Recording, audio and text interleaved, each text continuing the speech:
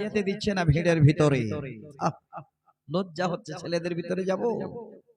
আল্লাহ পাক বলেন ওয়ালাম্মা ওয়ারাদা মাআ মাদিয়ানা ওয়া ওয়াজাদা মিন দুনিহিম ইমরাতাইনি তাজুদান ক্বালা মা খাতাবাকুমা قالتا لا نسقي حتى يصدر الرياء وأبونا شيخ كبير।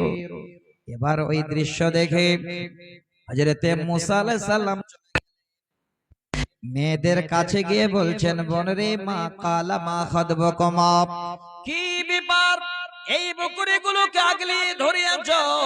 এবার মেয়ে দুটো বলছেন, ওই ছেলেদের কাছে আমরা যেতে পারি না রে ভাই। আমার বাবা যেন বৃদ্ধ মানুষ, আমাদের বাড়িতে আর কেউই পুরুষ মানুষ নাই। সঙ্গে সঙ্গে এবার কি করলেন, বকরিগুলো নিয়ে গিয়ে পানি পান করিয়ে দিলেন। আবার তিনি এসে গাছের ছায়ায় বসে গেলেন। আমি আর যেন লম্বা করছি না, মেন পয়েন্টটা বলে দিই। মেয়ে দুটো বাড়ি চলে গেল। বৃদ্ধ বাবা এবার মেয়েদের প্রশ্ন করেন, বেটি রে, ডেলি দিন তোমাদের বাড়ি ফিরতে দেরি হয়ে যায়, সন্ধ্যা হয়ে যায়, আজকে তাড়াতাড়ি আসলে মা কেমন করে, কি কারণ বলো? মেয়ে দুটো বলেন, আব্বা একটা ছেলে আমাদের জন্য এই রকমের করে আমাদের হেল্প করেছে। বাবা শুনে বলছেন, শোনো তোমরা তাড়াতাড়ি করে যাও, দুজনের মধ্যে একজন, আমার মা এতটুকু নেন, এইটুকু শেষ করে দিচ্ছে। কি বলছেন? ফাজাআতুহু ইহদাহুমা তামশি আলা ইসতিহয়াইন। এটাই হলো বলার পয়েন্ট। এবার যেন তিনি দুই মেয়ের মধ্যে এক মেয়েকে বলছেন, বেটি রে, তোমরা দুজনের মধ্যে একজন যাও, আর সেই ছেলেটা গিয়ে তুমি তাড়াতাড়ি করে ডেকে নিয়ে এসো।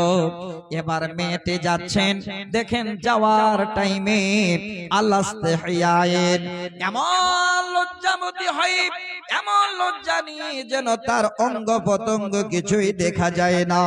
এবার দূর থেকে আওয়াজ দিয়ে বলেন, ভাই আমার আব্বা আপনাকে ডাকেন, আপনাকে যেন কি বিনিময় দেবে। খোলামেলা নয়, হাসি মুখে নয়, এত লজ্জা, এত লজ্জা, তার অঙ্গ প্রত্যঙ্গ দেখা যায় না। এবার নিয়ে এসে বাবার কাছে হাজির করলেন। কিভাবে গেলেন, কে আগে গেল কে পরে গেল আপনাদের জানা কথা বলছি। আমার মেন যেটা পয়েন্ট ছিল, আর 1 মিনিট, সেই পয়েন্টটা হলো আল্লাহ ইসতিহয়াইন। একটা মেয়ে একটা পুরুষকে ডাকতে গেল, তার অঙ্গ প্রত্যঙ্গ ঢাকিয়ে কোন রকমের এতটুকু অঙ্গ তার যেন বাইর হয়েছিল না।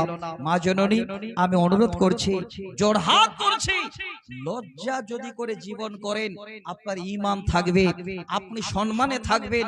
কত বড় সম্মান আপনার হতো। আমি হাদিসটা শোনাতে পারলাম না, 5252 নম্বর হাদিস সহিহ বুখারীর আমি শোনাতাম। হযরত আতা বিন আবি রাবিহ হাদিসের রাবী, যে যদি আপনারা লজ্জা করেন, লজ্জার বিনিময়ে আল্লাহ আপনাদের জান্নাতে দেবেন। যাক, আজকে এই পর্যন্ত, যেহেতু টাইম আমাদের বাঁধানো আছে। আলহামদুলিল্লাহ, ভালো লাগলো।